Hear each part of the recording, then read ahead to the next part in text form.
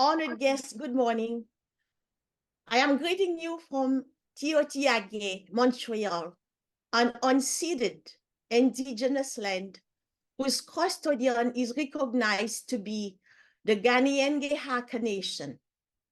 We respect the continued connections with the past, present, and future in our ongoing relationships with indigenous and other peoples within the Montreal community.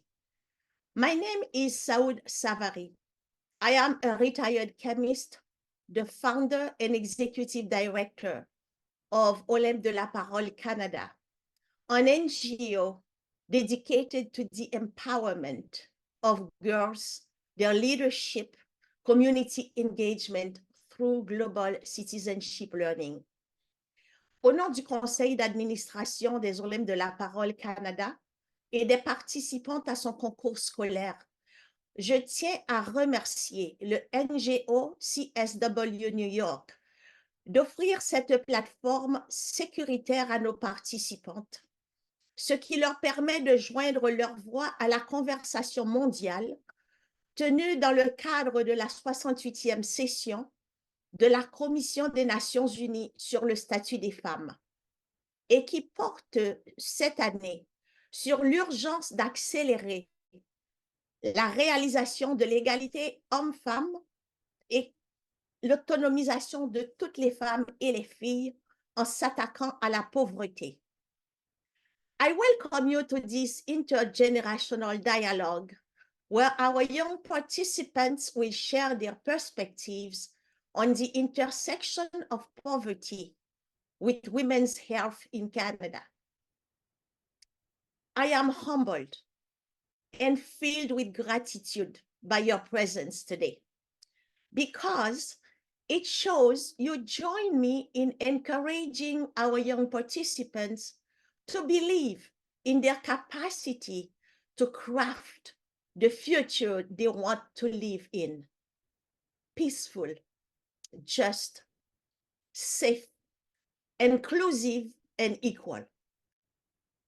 You are here because, like us, you dare to dream of a better future, knowing that when Olympes de la Parole Canada School competition participants becomes tomorrow leaders, they will not need to use the multi-dimensional poverty index to measure the complexity of poverty, because in their own agenda of the future, there will be no children left behind to die of malnutrition.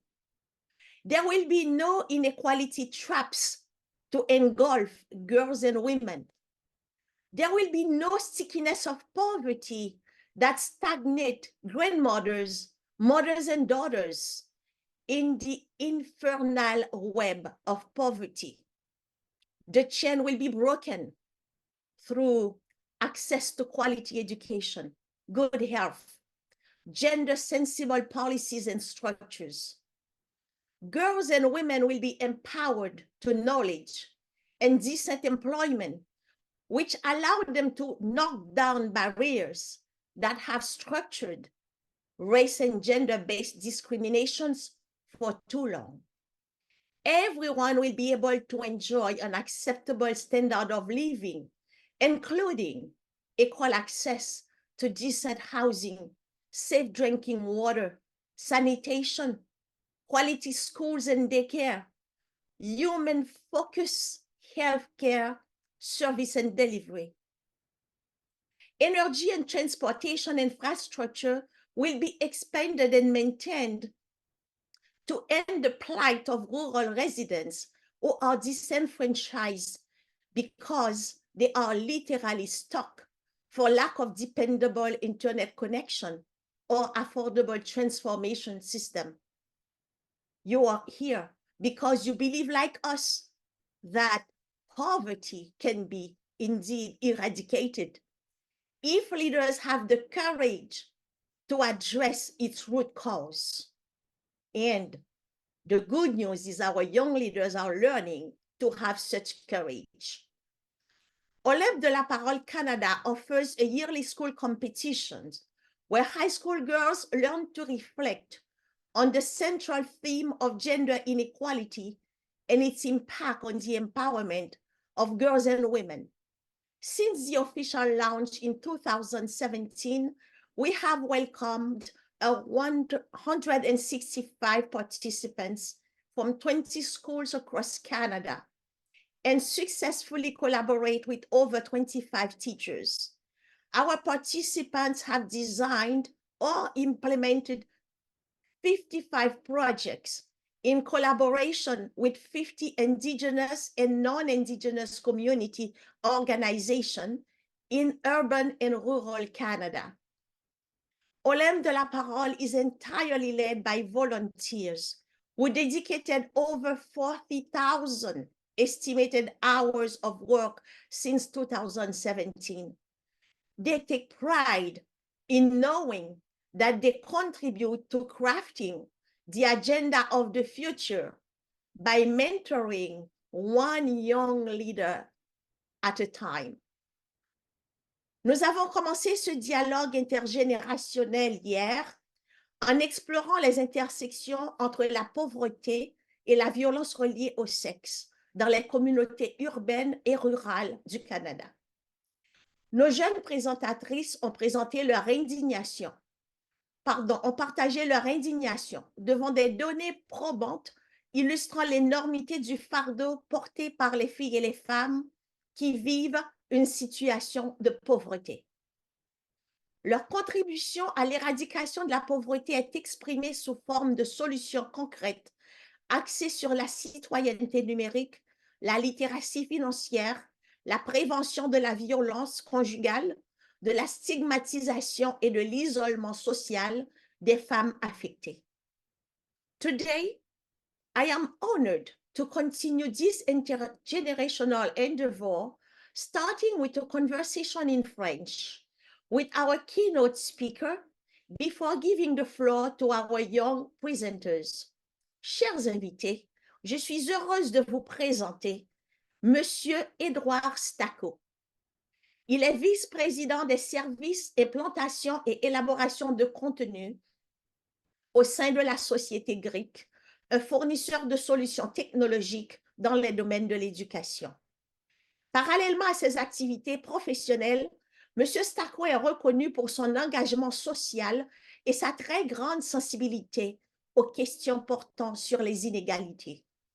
Il est le président fondateur du Fonds 1804 pour la persévérance scolaire, ainsi que du Sommet socio-économique pour le développement des jeunes des communautés noires au Canada.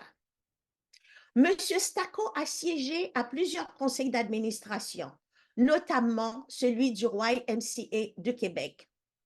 Son travail a été récompensé par plusieurs honneurs, dont l'Ordre d'excellence en éducation du Québec, la médaille de l'Assemblée nationale du Québec et le titre de lauréat du mois de l'histoire des Noirs.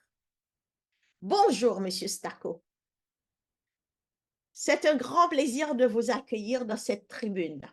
Bonjour. Pour échanger sur ce qui se passe quand la société civile renforce les communautés locales à se prendre en main et à bâtir leur résilience pour faire face aux inégalités. Je vous invite d'abord à nous présenter l'organisme Sommet Jeunes Afro, qui, en passant, a reconnu le concours scolaire Olympes de la Parole Canada comme une initiative prometteuse en 2023. Tout à fait. Merci, Dr. Savary. Merci à toutes les personnes qui participent ce midi à cette conférence. Écoutez, c'est un grand honneur pour moi de prendre la parole au nom du sommet et surtout du réseau de membres. Nous sommes aujourd'hui 68 organisations issues des communautés noires, mais pas exclusives aux communautés noires qui interviennent au Canada. Et parmi nos membres, vous l'avez dit tantôt, nous avons fièrement Olympes de la Parole et qui a eu le prix de l'initiative porteuse où on encourage des initiatives qui sont issues de nos membres qui ont un potentiel d'être répliquées à grande échelle. La vision derrière ça, c'est cet élément-là. Écoutez, on couvre au sommet l'ensemble de la province du Québec, malgré qu'on a de forts liens aussi avec les autres organisations en dehors du Canada. Nos membres sont partout au Québec, principalement, c'est sur la grande région de Montréal, un grand bassin de nos membres, mais nous avons des membres à Québec, on a des membres en Estrie, on a des membres à Gatineau. Et le sommet intervient à travers des initiatives de ses membres en soutien, mais aussi est porteur de projets. Dès la fondation du sommet, on a voulu, dans ce dialogue avec les populations qui nous est cher, hein, dans ce dont on parle, d'instaurer un sommet annuel, un moment de dialogue où l'ensemble des organisations et des parties prenantes se réunissent le dernier samedi du mois de janvier pour que l'organisation vienne faire le bilan, mais aussi vienne de s'alimenter aux jeunes participants comme des jeunes qui vont présenter après nous tantôt. Donc, c'est tout ce mouvement-là qui date depuis 6 ans, qui donne une nouvelle synergie, qui font on partage nos approches, on collabore, pas dans les crises. On a une structure de collaboration en permanence et d'apprendre l'une de l'autre. Donc, je suis très content d'être là au nom du sommet. Merci, Monsieur Staco. Félicitations à vous et à votre équipe pour ces pas de géant quand même déployés en un temps record. Je suis persuadée que parmi les réalisations du sommet, il y en a qui touchent la lutte contre la pauvreté, d'autres qui ont carrément rejeté l'utopie numérique en faveur de la citoyenneté numérique pour s'assurer que les technologies soient mises au service de l'éducation et de l'amélioration des conditions de vie des populations vulnérables.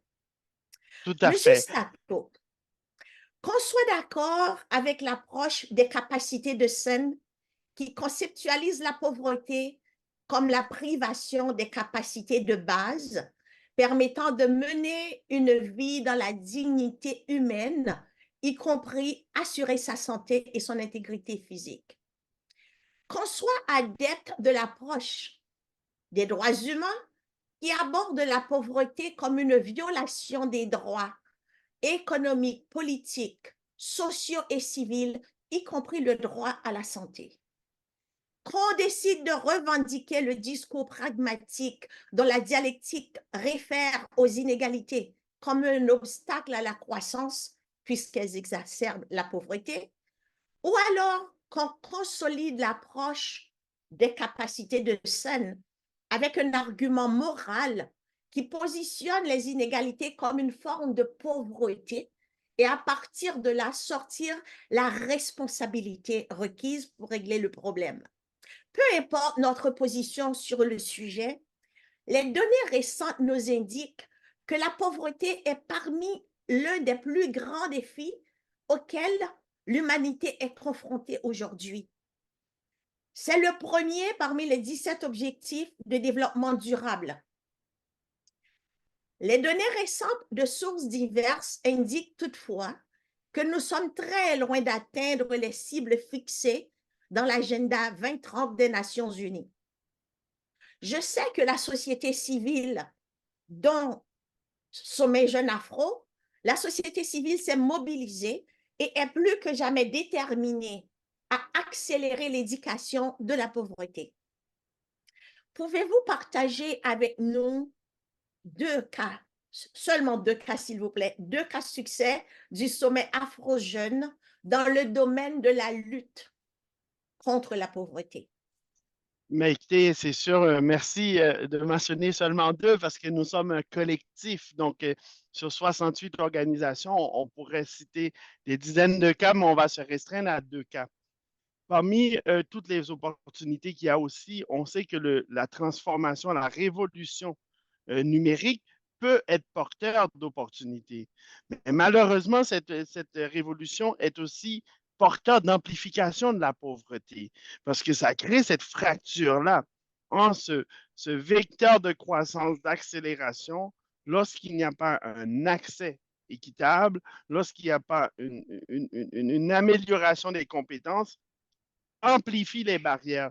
C'est pour ça que le sommet s'est donné vraiment une forte identité dans tout ce qui est la citoyenneté numérique. On a développé des projets, 2 projets que je veux nommer particulièrement. Un sur aider l'ensemble des familles, indépendamment de leurs conditions socio-économiques, à développer et être accompagnés avec des expertises au niveau numérique, pour la citoyenneté numérique. On va au-delà du don de l'équipement. Le don de l'équipement, c'est le point de départ de la relation. Mais ce projet du sommet qu'on appelle 4C, qui est déployé avec nos organisations, accompagne la famille. Il n'y a pas de date de fin. Donc, l'équipement, le soutien à l'accès à Internet, mais vous le savez, quand on n'a pas cette habileté-là, qu'est-ce qu'on fait quand il y a un blocage? Et on développe ce programme de soutien dans 5 langues au Québec, c'est-à-dire en français, en anglais, en arabe, en créole et en espagnol. La famille sait que oui, je peux me lancer dans l'aventure numérique sans vivre le bris. Parce que souvent, le démarrage est peut-être l'élément qui est facile, mais qu'est-ce qu'on fait quand ça ne va pas? C'est pour ça que nous, on sait développer cette expertise de soutien dans l'accompagnement numérique avec les familles. Donc, ça prend forme de sessions de formation en petits groupes, mais ça prend forme de soutien téléphonique ou de visite. Et de temps à autre, Madame Savary, quand on vient au sommet, j'assiste à des beaux moments où des familles qui ont bénéficié du programme redonnent un équipement. Ils ont dit, nous, aujourd'hui, on se sent assez outillés. On en a procuré un parce qu'on a amélioré nos conditions socio-économiques. On fait un don d'équipement au programme pour qu'il le donne à un suivant. Mais on sait aussi que dans le monde du numérique, nos jeunes, il y a des comportements. La haine dans la société est amplifiée par le numérique, la cyber-haine. Et nous, on a développé ce programme de lutte à la cyber-haine à travers notre réseau d'organismes ou au sein des organisations qui ont des programmes aussi diversifiés que des programmes dans la santé ou de soutien des filles ou en éducation ou en culture. On accompagne à former des intervenants pour déceler et accompagner les gens dans la lutte à la cyber-haine. Et tout ce réseau-là est soutenu par un réseau de champions parce qu'au sein des organisations, lorsqu'elles font face à une situation, oui, on forme les intervenants, mais aussi on forme comment soutenir ces intervenants-là. Donc, pour nous, c'était très important de tout cet aspect numérique de développer les 2 éléments. Inviter les gens à se lancer dans cette révolution-là, mais aussi de les accompagner pour diminuer les impacts parce qu'on sait que le numérique amplifie la cyber-haine. On peut être énormément victime et bien sûr de la prévention parce que nos enfants peuvent être victimes, mais ils peuvent aussi développer les mauvais biais qui font d'eux des cyber-intimidateurs. Donc, on travaille de façon 360 dans cette approche de dire c'est pas un élément qu'on va combattre notre objectif ultime, c'est-à-dire que de réduire ou d'anéantir la pauvreté peu importe l'école de pensée qu'on est, on veut tous l'éradiquer. J'aimerais quand même de parler du beau projet de la persévérance scolaire. Exactement. Parce qu'on Donc, sait l'importance de l'éducation pour tout à éradiquer la fait. pauvreté. Tout à fait. Et nous, on a le programme des bourses à la persévérance scolaire.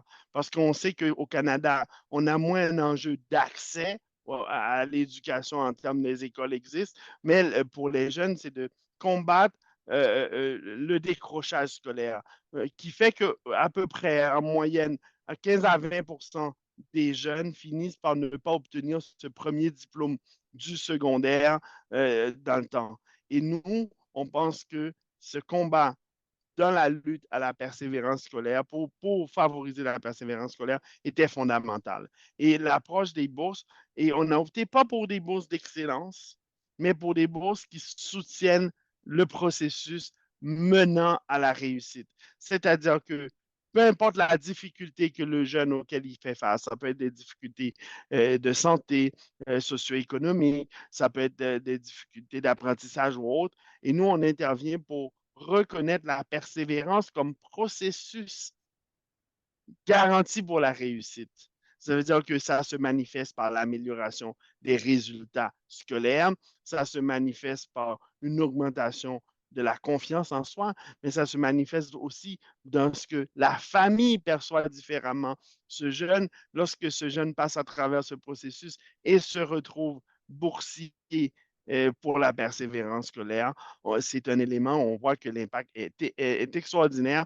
Et ces jeunes-là, quand on les relance dans leur parcours, nous parle comment ça a été déterminant pour eux d'avoir cet élément-là, au-delà du soutien financier, mais de cette reconnaissance basée sur un point de faiblesse, parce qu'ils partent d'un point où la réussite n'était pas nécessairement au rendez-vous, et à la fin, ça devient un point de force. Voilà une façon aussi qu'on combat la Excellent. Est-ce que pauvreté. vous pouvez, vous êtes rendu à combien d'étudiants combien de boursiers?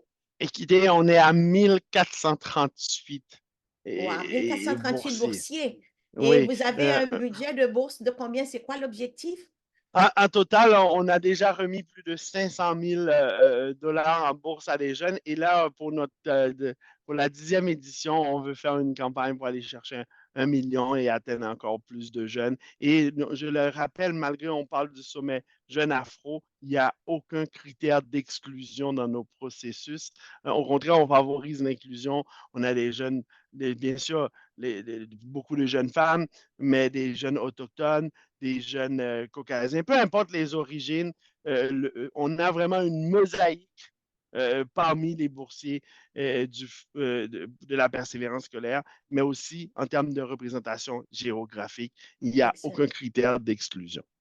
Merci tellement, c'est extraordinaire.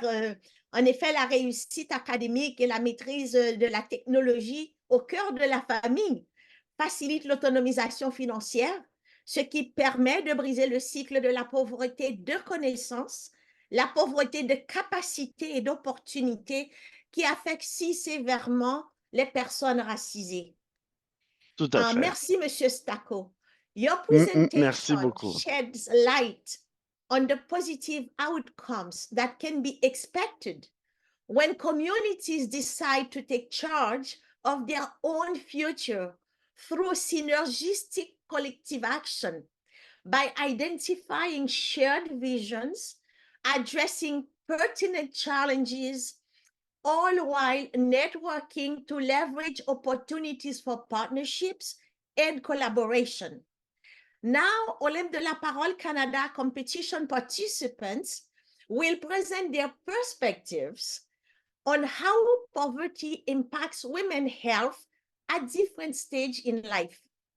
They will propose youth-led solutions to combat poverty that will empower women and girls in Canada, so they too may pursue their rights to good health. Their conversation will be moderated by Voices of Olympia Canada board member Marie-Eva. Marie is a field supervisor at Faculty of Education, Department of Integrated Study in Education, McGill University. She has taught English language arts and creative writings at the secondary level, and she was English department coordinator for many years. Mary is an emeritus board member of the Association of Teachers of English of Quebec. She is on the board of directors of Conseil pédagogique interdisciplinaire du Québec and a co-auditor of the CPIQ journal, Apprendre et enseigner aujourd'hui, to learn and to teach today. Mary earned a bachelor from McGill University and a master in English from New York State University. She is committed to promoting and supporting literacy and education. Thank you, Mary, for your strong commitment in promoting education and literacy and for being a role model for la relève in education. The floor is yours. Thank you very much, Dr. Savary. Hello, everyone. It is my pleasure to participate in this year's Voices of Olympia Canada School Competition. We are grateful to NGO Comité sur le Statut des Femmes 68 Voices of Olympia Canada has provided a forum for young high school girls to undertake projects on the feminization of poverty and to commit to a more egalitarian and sustainable future. This year's students and today's presenters have undertaken the challenge to observe, assess, select, and offer solutions to issues facing women and girls in their community with a global eye to offer salient solutions. How can you talk about wellness when feminization of poverty continues to engulf the right to good health? Our presenters focused on various issues related to the topic: maternal health, reducing the barriers for those facing poverty before, during, and after pregnancy in Ottawa, in the province of Ontario; impacts of poverty on the financial security and mental health of underprivileged single mothers in Montreal, province of Quebec; and the impacts of feminization of poverty on female immigrants in Montreal, Quebec. We are truly very proud of our young presenters. They focused on relevant issues facing women and girls in our society and on the global stage. We would like to extend a warm welcome to our panelists, families, friends, and to you, participants from all over the world. Your interest in supporting those who seek to improve less favorable situations and address the rights of women and girls across the world is important. Your presence is proof that you also envision a better lifestyle for those who are marginalized. When individuals invest time, resources, and search for viable solutions, change is possible. All starts with small steps, and these do produce results. At this time, I would like to introduce our panelists, Thaïs Derosiaux and Kélicia Massala. Thaïs Derosiaux est une étudiante franco-canadienne de 18 ans. She's currently a first-year student in the dentistry program of the University of Montreal. Elle a participé et remporté le premier prix du concours scolaire des Olympes de la Parole Canada avec 2 camarades en 2019. That subject that year dealt with the poverty of women in link with children education. Following the competition, she and her team implemented a reading workshop for children in underprivileged areas of Montreal.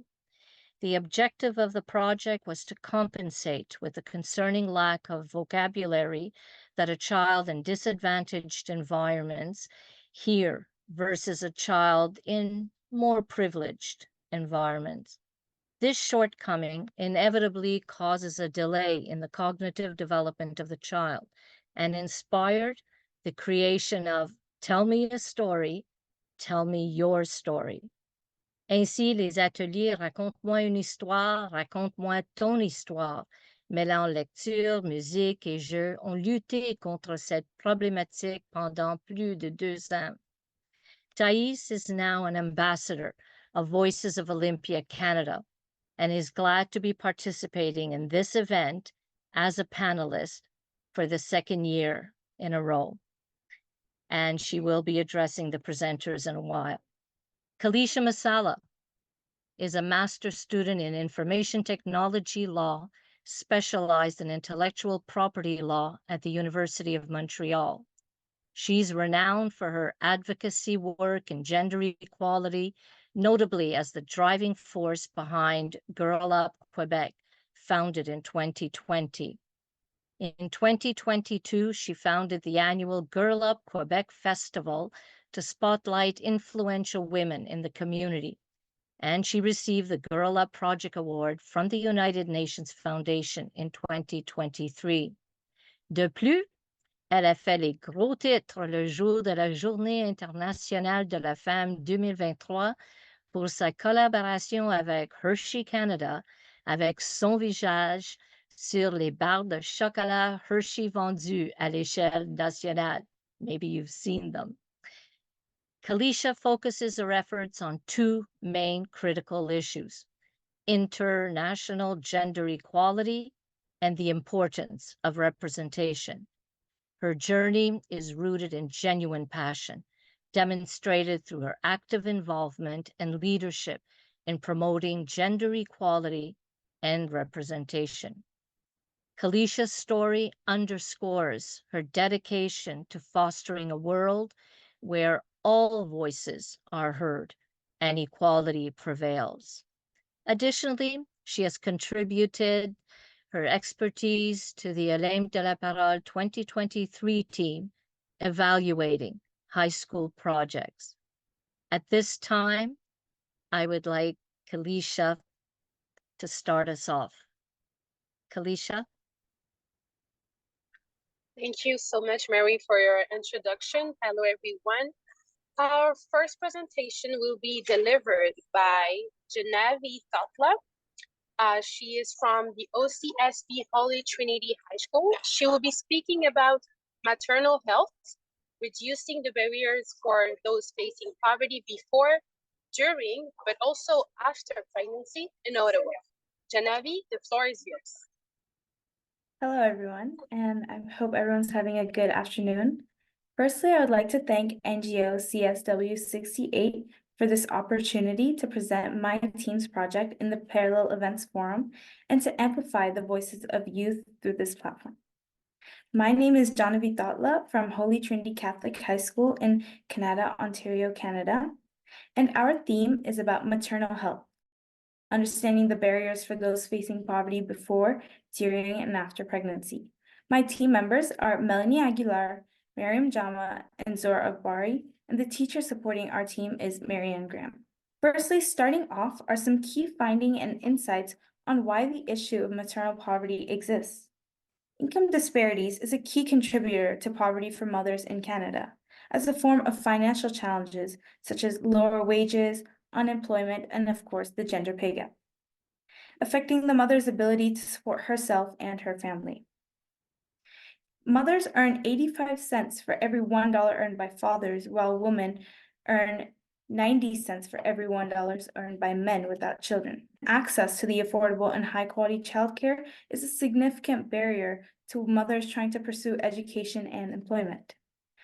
With the current childcare systems present, there are financial strains, limited options, and stigmas, especially for single mothers. In Ontario, there are definitely diverse options, but accessing and finding those resources are difficult. Next slide, please. Another cause of maternal poverty is the lack of quality resources and services, and a high number of maternal death reflects the inequalities in quality resources and highlights the gap between the rich and the poor. Another reason is the educational and employment attainment. Mothers with lower level of educational attainment can hurt their chances to secure a well-paying job. And another issue with maternal employment is the stigma of the maternal leave. This has been shown to demotivate employers and prevent job opportunity, perpetuating the cycle of poverty. So for our research, we mainly depended on data analysis from academic journals, such as a gender-based statistical report on the economic well-being of women in Canada. We had an interview with Cadwell House, which is a social assistance family center whose mission is to reduce the impact of poverty in Ottawa. We read through government reports such as Maternal and Infant Health from Canada.ca, and we went through a case study called The Poverty During Pregnancy and Its Effect on Child Health Outcomes by PMC. And through these sources, we have been able to analyze the circumstances of mothers experiencing poverty. We have also learned that what has been lacking in terms of support and necessities that women need for a good situation. Next slide, please. So our proposed solution is an app and a website to reduce barriers and increase the access to resource called Mommies Connect, a play on Mom-Ease. So in Mommies Connect, there will be job training and placement programs, financial literacy programs, telehealth services for maternal care, community support and networking apps, childcare services and platforms, transportation solutions, and education and scholarships. As you can see here, there is a sign up page to personalize the user base for each mother. And in the home page, there's an overview section of the pregnancy process. There's categories such as chat hotlines, help and support resources, appointment organizers, and a mental health journal. We received a testimonial from Alexander Apps from the Cadwell House, the Social Assistance Center, and we're extremely grateful for her testimonial as it helped us to continue to develop our app. She said that this resources idea is a great idea. One thing she added is digital equity. She said the access to technological supports is really important, such as learning how to write emails, and how many of her clients don't feel comfortable with their technological skills, which opens doors for many opportunities, such as finding jobs and booking appointments. She also mentioned the importance of organizations with affordable clothing and especially winter clothing. She recommended us Dress for Success Ottawa, which empowers women to achieve economical independence by providing a network of support, professional attire, and developmental tools to help the women thrive in their work and life. And lastly, she recommended us Early On, an Ottawa-based free service provided to families with children from 0 to 6, and with many activities and resources for family. There's also a specific Indigenous-led Early On child and family program to support the child's development. So our plan for project implementation. We plan to finish Mommies Connect app and website and launch it on App Store and Google Play by June 20th. We plan to do a local outreach and city posters at Cadwell Family Center, our local Beaverbrook Library, and Carty House, another family assistance center, by June 1st. And we also plan to make pages on Instagram, Facebook, Twitter, and TikTok by May 25th.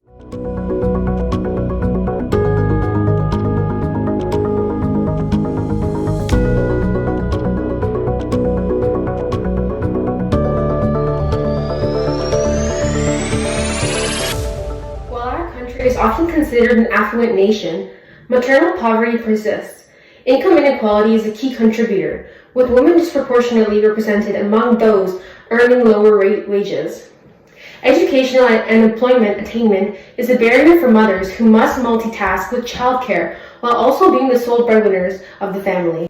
These barriers have led us to participate in many different research methods, such as interviews and data analysis, to understand that the lack of resources tend to be the reason why many mothers stay stuck in the cycle. Analysis ultimately inspired us to create Mommies Connect, an app and a virtual platform for mothers with all the necessary resources to advance their growth financially and professionally. Through Mommies Connect, an innovative platform, we are able to aid those facing the struggle of accessing quality services such as affordable childcare, telehealth services, job trainings, educational scholarships, community support, and more for mothers living in poverty.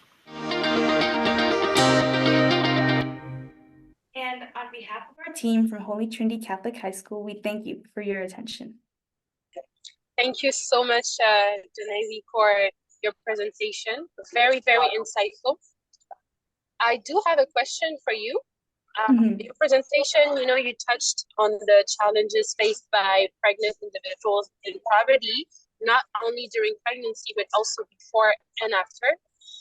How do you envision community support systems playing a role in providing ongoing care and assistance beyond just medical services? How do you envision that?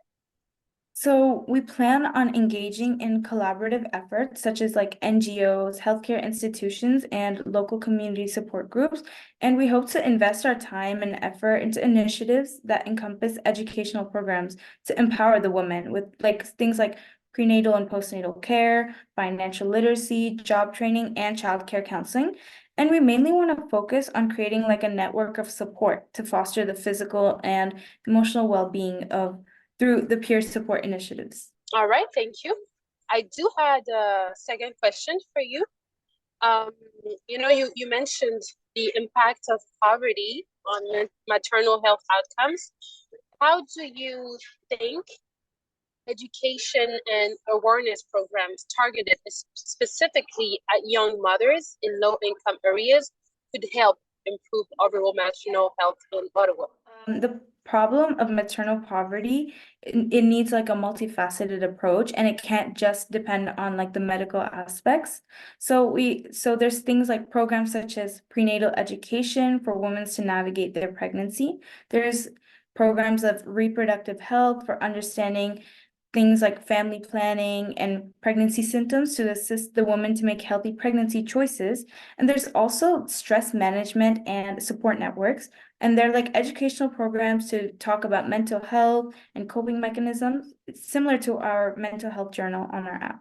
Thank you for your answers, very detailed, Jahnavi. I will leave the floor to Mary. Hi, Geneva. Your topic is quite broad. I just have a very short question for you. You deal with a disadvantaged segment of the population, and depending on the location and other circumstances, what solutions could you help those that do not have access to technology?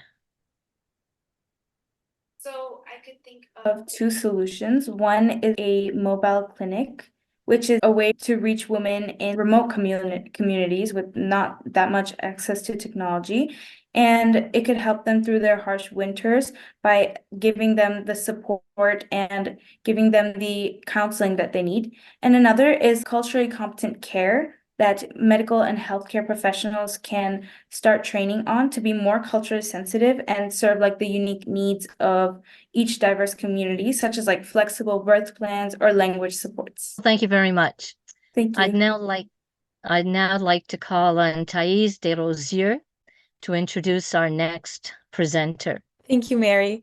Our second presentation will be delivered by Seya Park from EMSB-Royal West Academy Team C. She will be talking about the impact of poverty on financial security and mental health of unprivileged single mothers in Montreal.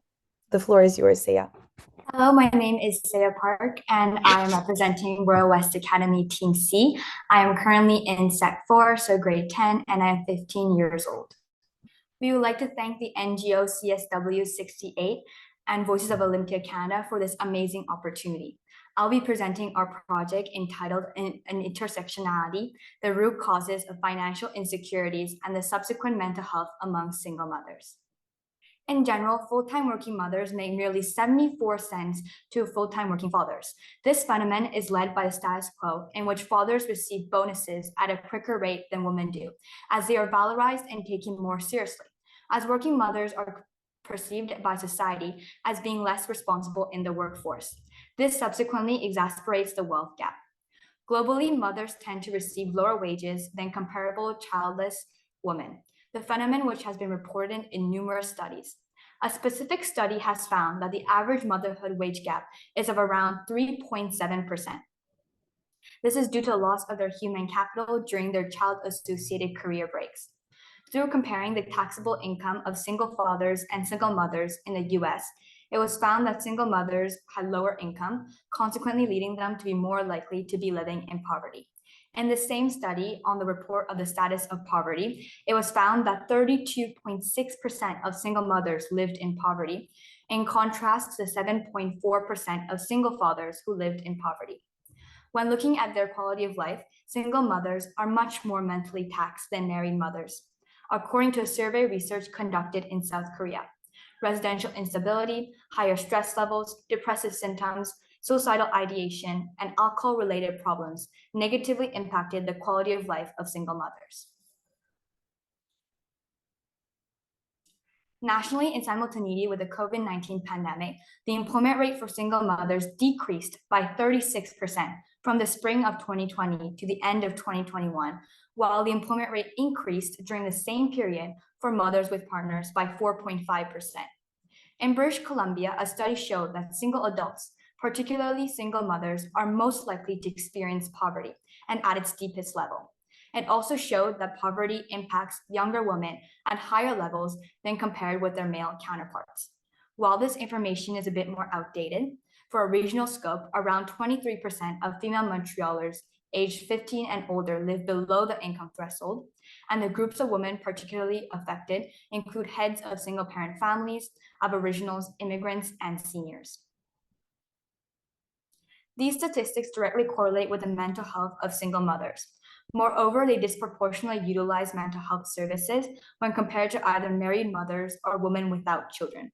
This is by virtue of the fact that single mothers are prone to develop anxiety, affective disorders, and even substance abuse. This creates a positive feedback loop. People with poor mental health have a harder time working and managing money, leading them slowly into poverty. Consequently, living in poverty increases stress and anxiety levels, again putting more burden towards their mental health. We furthered our understanding of this prevalent issue by researching the local, national, and global context to create an extensive literary summary. To validate our research, we conducted interviews with various women's support shelters and centers across Montreal. These organizations and shelters provide both short-term and long-term support for the provision of educational and social services, such as Chez Doris. In addition, long-term facilities for general support towards employment, housing, and legal support, like the West Islands Women's Shelter, the Women's Center of Montreal, and the Montreal YWCA were interviewed and targeted for data collection. Finally, we created an anonymous survey accessible to our target population to validate our assumptions and solution. We have asked the individuals we are already in contact with from these centers to please forward our link and print out our QR code so that we can access a greater population. From the various interviews we've conducted with directors and organizers of these women's shelters and support organizations in the Greater Montreal area, we can affirm that a myriad of plans have been implemented to assist marginalized women. To illustrate, there are various educational programs ranging from DEC classes to vocational training.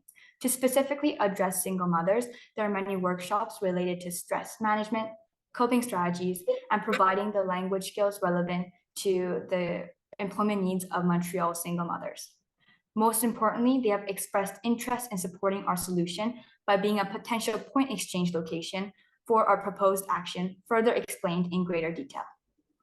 Our team has determined that the ideal method to solve this prevalent issue is to create a network that intricately connects community organizations and single mothers in Montreal to provide financial advice and support towards their mental health. It is with this motive that we decided to create an app entitled Avolis, which is short for the Latin phrase Alice propris volat, or she will fly with her own wings, as our mission within this project is to put the empowerment of women at its forefront. Fundamentally, the app creates a greater community for single mothers in Montreal while providing access to resources around them. There will be a section pertaining to financial advice with links to many detailed information pages created by us in collaboration with an economist, such as education on financial literacy, managing debt, and improving an individual's credit score if needed by the user. Another key aspect will be an interactive map of the various types of resources around them. I'll be divided into icons demonstrating what type of resource they are, which will assist to tailor and filter organizations to best assist the needs of our users. By clicking on the icon, they will be able to access basic contact information and find out a little bit more about what this resource is. The mental health support our solution will provide is divided into two essential sub-aspects: personal growth and community engagement. There will be a section where there's a daily journal prompt, allowing our user to catalog their emotional journey so that mothers can be in tune with their personal sentiments. Additionally, there will be a community forum where users can post and interact with others to have any of their questions answered by individuals in similar situations and professionals in an attempt to mutually uplift single mothers in Montreal. All these features will be personalized in our app and are credited for a specific amount of points that will accumulate in each individual's digital wallet. To prevent any exploitation of this system, each action will have specific points addressed to it. For example, signing up will be worth 100 points, and every year spent on the platform will be an additional 100 points. Liking, commenting, interacting on the community forum will be worth 5 points each. These actions will be monitored and registered by a computer program, and so that specific digital points can be given to each user. These points would become part of a greater system in which users can exchange their digital points for physical items such as diapers, non-perishable foods, clothing, etc. at agreed trade-off locations. The first step of our project implementation is to create our website. This will be done by Sumin Wu, our team member, by the end of March 2024 using the platform Wix. Our second step would be to develop the application. This will be done in collaboration with tech experts that Up With Women has offered to help us contact by the end of July 2024. Once our platform is developed, our group will be organizing the specifics of the point exchange locations with various women's centers around Montreal, starting off with the Montreal YWCA and Up With Women. This will be done by the end of 2024.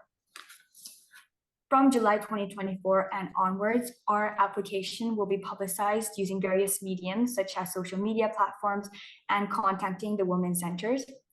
And it is at this step that VOC support will be greatly appreciated in spreading awareness about the challenges explored in our project and help the solution be available for a greater population. One of our most valuable contacts has been with Up With Women, specifically Ms. Valérie Brozic, who is a program manager and client relations supervisor for Up With Women. It is a nationwide coaching program for women from all backgrounds and walks of life. They have not only connected us with tech professionals for website enhancement, but also mental health experts to facilitate forum interactions and given us several recommendations to improve our solution. Additionally, they've assisted in mapping services offered by local organizations and endorsed our solutions, recommending us to identify organizations that can help unidentified individuals, as this is a huge need in Canada's women's support system. Otherwise, notable contacts include Ms. Isabelle Prosnik, who is the Executive Director of the West Islands Women's Center, and Ms. Ariana Lazares, who is the Coordinator of Community Services and Volunteer Action at the Montreal YWCA. They've collaborated wholeheartedly, expressing commitment to our mission and providing ongoing tech support through their statements of collaboration for Zoom calls and email. Hello, my name is Saya Park. I am the official speaker of our group.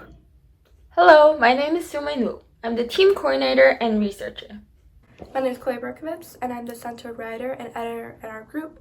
My name is Laiba Ahmed, and I'm responsible for videography and external communications. In general, full-time working mothers make merely 74 cents to a father's full dollar. This subsequently exacerbates the wealth gap. In simultaneity with the COVID-19 pandemic, the employment rate for single mothers decreased by 36% between the spring of 2020 and the end of 2021, while the employment rate of the same period increased by 4.5% for mothers with partners. Furthermore, there is a pressure on mothers to additionally fulfill the role of taking care of their children as much as possible, difficult to do in a situation where the maximum paid leave in Quebec is merely 18 weeks. This leads to heightened pressure on the mental health of single mothers who are led to disproportionately utilize mental health services.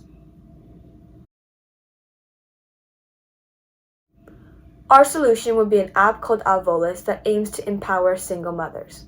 It will be composed of a section filled with financial advice and a map of resources near the target population that best assists their needs. Additionally, daily journal prompts and a community forum will permit them to engage with the community. Our solution will offer support to ensure that the positive feedback loop of poverty and poor mental health is broken, to fortify single mothers' relationships with both their community and themselves, to effectively empower everyone.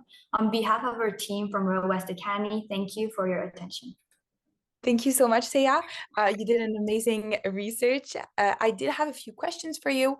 Firstly, how did you choose your subject? Do you happen to know anyone personally who has dealt with such issues? If not, what interested you predominantly in your topic? So our team was interested by this topic because of our initial lack of knowledge, as curiosity was instilled within us. So we decided to choose this subject because we were immediately interested by the mental health consequences that financial struggles can cause for individuals. Personally, for me, as I started to do more research, I started to learn different terms such as role identity, role strain, and motherhood ideologies. I have always been personally interested by concepts such as the internalized shame created by labels we give as a society and the burdens of childcare on working individuals. So when I realized that the majority of the research pointed towards the burden associated with the term mother, specifically with single mothers, and the difficulty it creates in just generally asking for help and having an adequate work-life balance, I suggested to my teammates that we should concentrate on alleviating the mental health burdens created by the stress of single motherhood and financial insecurity. Thank you. You also mentioned that the app users could win material goods with a point system. How do you plan exactly on acquiring and then providing these goods through the women's centers? Yeah, so the way that our solution works, our app works, is that when individuals do actions, interact with the app, they will have digital points that accumulate in their digital wallet. And when they click on their digital wallet, they will be able to access a QR code that demonstrates the points they have accumulated over time. And since the agreed trade-off locations are already women's shelters and centers organizations to support them, they regularly receive donations of clothing, non-perishable foods, and resources. So we're hoping to collaborate with them additionally on this aspect as well. So we have already started asking for their input on this matter for the people we have already started contacting. And we are also hoping that our school can help fundraise and donate goods as well. Our school already works in collaboration with Tyndale Foundation and Donaru, which is for homeless youth, and also in many neighborhoods in the West Island in Montreal. And we regularly raise money, clothing, non-perishable foods, toys at various events across the school year. So we are hoping to implement a plan so that our school can assist us in our project as well. Amazing. Thank you again, Seya. I will now leave the floor to Mary. Your topic focuses on the impact of poverty on the financial security and, of course, the mental health of disadvantaged single mothers. You also indicated that women in general receive lower wages for equal work.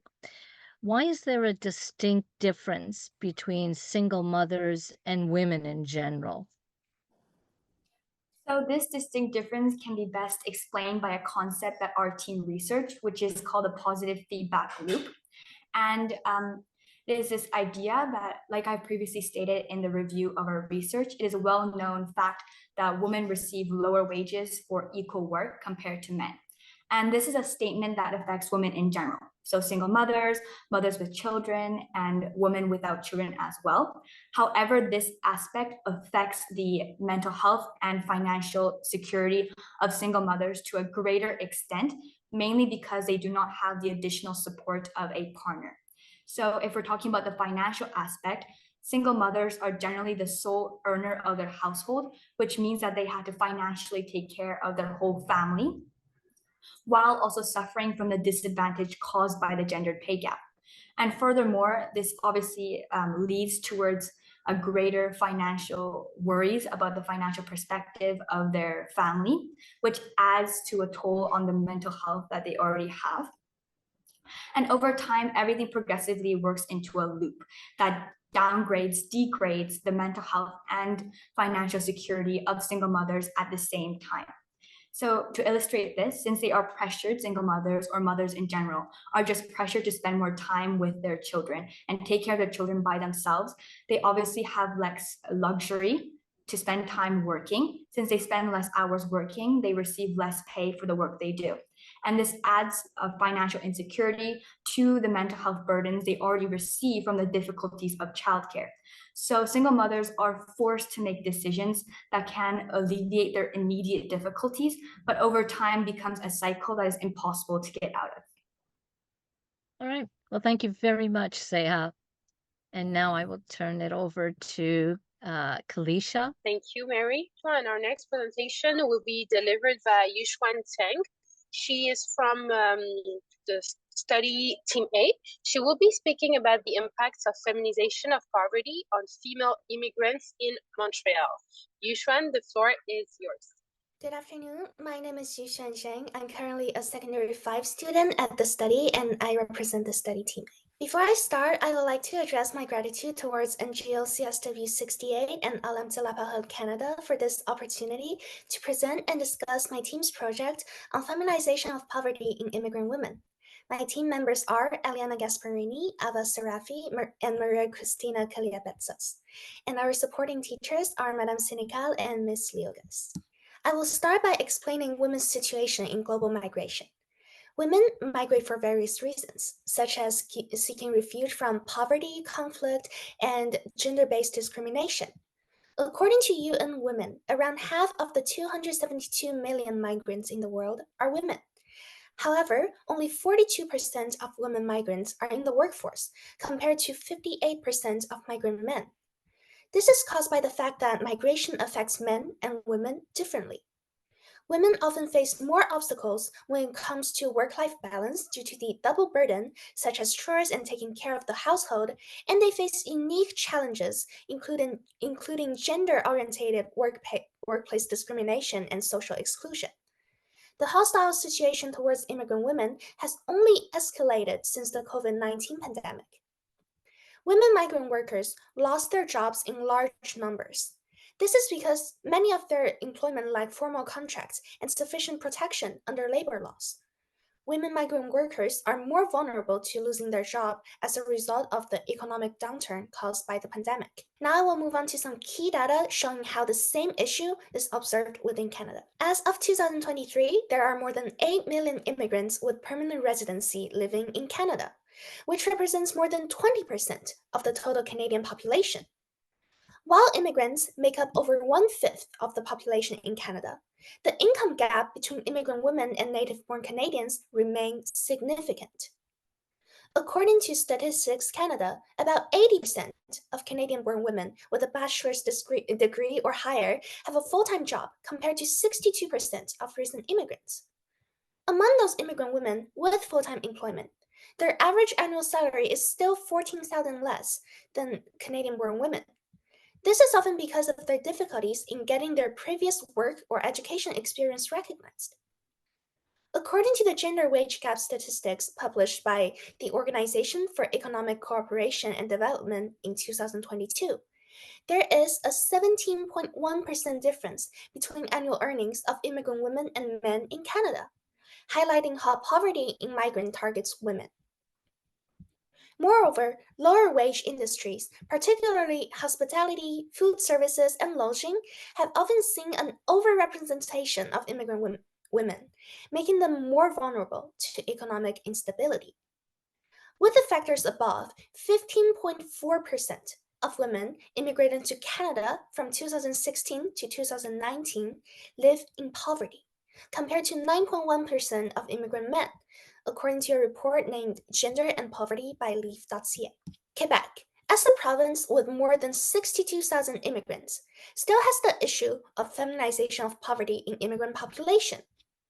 According to Institut de la Statistique de Québec, foreign-born women living in Quebec make an average of 17% less than non-immigrants.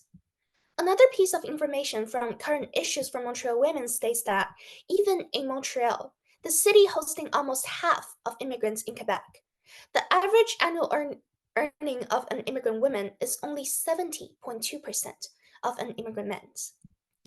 In Quebec, the neighborhoods with the highest poverty rates parallel with those with the most number of immigrants.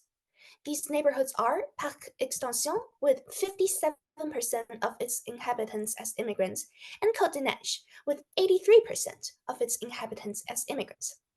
This parallel shows how immigrants, even in a region where they make up a high percentage of the population, are still more vulnerable to poverty compared to local-born inhabitants. Even though there are certain resources and services aiming to aid the integration of immigrant women, such as language training and community building activities provided by the government, many immigrant women are not aware of these available programs.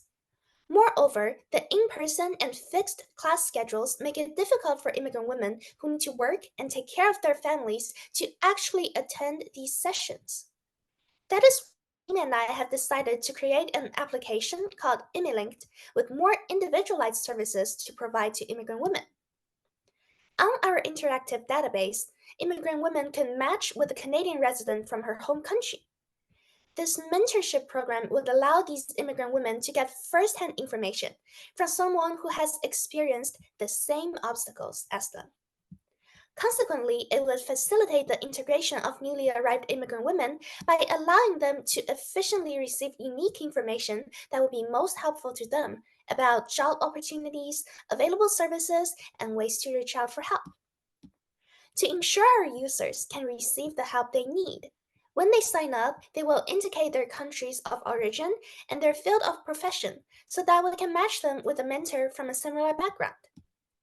In addition to this one-on-one mentorship program, the app will also contain a question and answer section where some common concerns can be addressed. Information and updates on new policies affecting immigrants will be posted in the information section in multiple languages, making our users aware of these new changes in order to adapt to them. What makes our solution unique is the accessibility to different languages and cultures that we will provide, as well as the female mentorship system, which, unlike traditional mentoring systems, can fit each applicant's schedule. The mentors and mentees can decide for themselves whether to chat online or meet in person according to their preferences, which gives them much more flexibility. Doing our research to ensure our application can actually provide meaningful aid to female immigrants, we conducted an interview with Panchi Chakma, a community worker at the South Asian Women's Community Center. Quoting her, "Our center aims to help South Asian women who immigrate to Montreal to have an easier integration. We provide activities such as language classes and community gatherings. What we often notice is that even though we have services available, not many women can find time in their busy schedule to come to all the sessions. If you can have your mentors to give them choices instead of one set schedule, I believe they will really benefit from it." Now I will talk about how my team and I foresee our project implementation. So first, in March, we will finish our application prototype, which will mainly be coded by Ava Sarafi with help from the studies technology department. And we will assemble a group of volunteers who will register as mentors for our application. So far, we have our professors at our school and family members and social workers from the South Asian Women's Community Center on board. However, we would like to continue looking for more volunteers from more communities. In this stage of project implementation, Voices of Olympia Canada provides inspiration to our project and verification of its viability. In April, we will have the first version of our application tested by women attending the following two community centers, Femmes du Monde à Côte-des-Neiges and the South Asian Women's Community Center. In this stage, VOOC will evaluate the application prototype. And in May, we will gather feedback from our first users and make any improvements suggested. VOOC will also give feedback to our project and re-evaluate when an improved version is available. In June, we will try to have the application tested by more immigrant communities from different origins and form partnerships with community centers to promote the usage of Imilink. We will also create social media accounts and publicize our application on platforms such as Facebook and Instagram.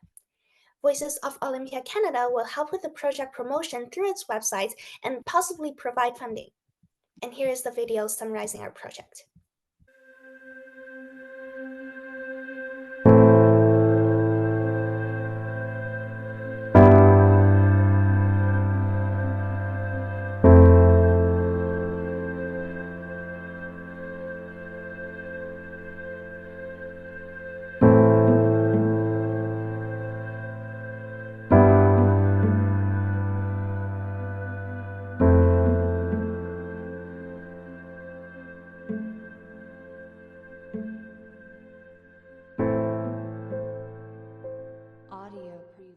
I think frankly your app is a great, it has to start from the ground up, right? Grassroots. And so it's little things like that, and I think your app is a great idea to connect women that are coming in, to help them integrate, to connect them to those people, to those women that can help them find the jobs and help them, with childcare and just, basic things of coming to a new country. And it's those little things, I think, that will help. Your app would, help them connect and maybe find those services otherwise, or just get practical advice on, living in Montreal.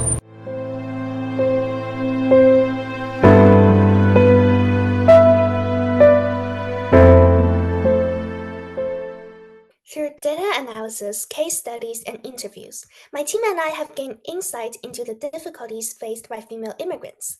We believe that with platforms and initiatives such as Ngo-Csw 68 and Olympes Canada, changes can be made starting in our own community. And on the behalf of the study team A, thank you for your attention. Thank you so much, Yuxuan, for your great presentation and great project. I wanted to know if there are any success stories or initiatives that have effectively empowered female immigrants to overcome poverty in Montreal. Yeah, thank you for your question. So during our research, we learned about multiple initiatives aiming to empower female immigrants in Montreal.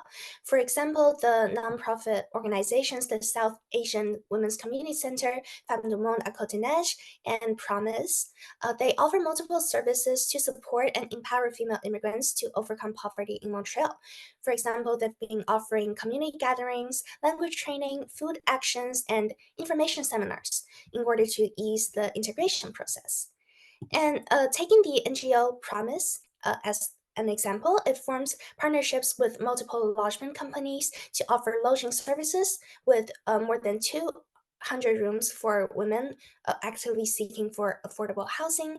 And this program has been helping newly arrived female immigrants for more than 20 years. And my team and I are very happy and are aware of these current existing programs. We're very grateful for these services. And as mentioned in my presentation, we would like to make these resources more easily accessible with our project and bring in the unique aspects of flexibility to these services by individualizing the aid each of our users can receive. All right, thank you very much, Yuxuan. Also, I wanted to know, because your presentation shed light on the impacts of feminization of poverty on female immigrants in Montreal. So how do you think cultural competency training for healthcare professionals could improve access to healthcare services for this vulnerable population? So I believe that cultural competency training for healthcare professionals can significantly improve access to healthcare services for female immigrants in Montreal. Nowadays, many immigrants are hesitant to reach out to healthcare professionals for help because they fear that their beliefs and values that might impede them from receiving certain treatments will be judged. And that's why my team and I strongly believe that cultural competency training, which involves understanding and sensitivity to cultural differences and the ability to communicate appropriately in cross-cultural contexts, can considerably decrease this factor of fear impeding their access to healthcare services. The training will enhance understanding and sensitivity to these cultural differences of various communities, which means the cultural beliefs and values of the patients will be better understood by the healthcare providers, and with this knowledge, the healthcare workers can make treatment plans that meet specific needs of immigrant women from various origins and communicate with them with less misunderstanding, creating a more inclusive and a friendly healthcare environment. And by fostering this diverse healthcare environment, the workers can build trust with their patients, decreasing the fear of immigrant women when seeking out for help, and leading to improved usage of healthcare services among this vulnerable population. Thank you for your answer, Yuxuan. I will leave the floor to Mary. Thank you, Kélicia and Yuxuan. I do have one very question to ask you. Yuxuan, your topic that your team and you have come up with focuses on immigrant women facing poverty because of various factors. How can you address the language difficulties and communication issues that can add to the challenges that immigrant women may experience? So a major factor why immigrant women are more vulnerable to poverty is the language barriers when communicating in daily lives and in professional settings. And to help with this, when designing our application, my team decided to have it available first in multiple languages. And this will allow our users to access the information currently only available in English and French on the governmental sites in the language they are most comfortable in. And also, they will be able to post their questions and concerns in the Q&A section in the language they prefer without worrying not being able to fully express themselves. Also, by matching our users with mentors from their home country, they will be able to communicate in their mother tongue. And through our project, we can offer information about available language training services around them. And it is highly possible for our users to find other newly arrived immigrants in the forum section of the application who would like to accompany each other while they learn a new language. So we hope to ease immigrant women's process of integration, not only by offering them information in the language they prefer, but also by building an inclusive and encouraging environment where they can thrive to triumph the challenge of learning a new language together. All right. Well, thank you very much, Yuxuan. Well, we have now reached the end of our March 12th presentation. And on behalf of Voices of Olympia Canada, I would like to thank Thaïs, Derosiaux, and Kélicia Massala for being our panelists. Your questions gave our presenters the opportunity to expand on ideas and to demonstrate how today's youth can make a positive difference in their society. I would be remiss if I did not thank our young presenters, Jahnavi, Thotla, Saôde Park, and Yuxuan Zheng. You represented your teams well. Your hard work, your empathy and insight, and your presentations will resonate with everyone. It takes one voice to influence many. Our next NGO committee meeting on the condition of the status of women takes place March the 13th, and the topic for this day is when gender bias in economic policy and practices become pernicious facilitators of feminization of poverty. I would like to leave you with just one little phrase from Kierkegaard. As he wrote, life can only be understood backwards. We have to look at what has gone on, but it must be lived forward. And ladies, you have done your job well. Thank you very much to everyone. And I cede the floor to Dr. Savary. Thank you for being with us today. Thank you to the presenters. And we hope to see you tomorrow, where we will be talking about the root cause of poverty. Thank you so much and enjoy the rest of the day. Have a great day, everyone.